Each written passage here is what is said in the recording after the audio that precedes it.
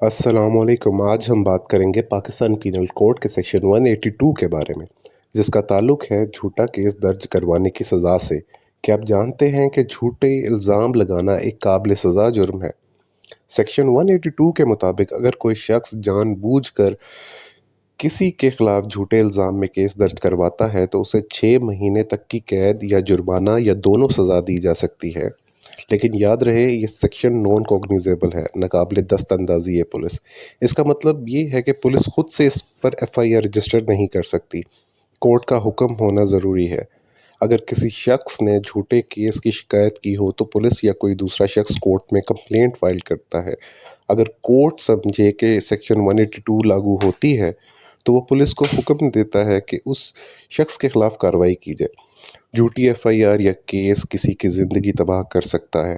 Section 182 کا مقصد یہی ہے کہ لوگ غلط الزام لگا کر نظام انصاف کا غلط فائدہ نہ اٹھائیں۔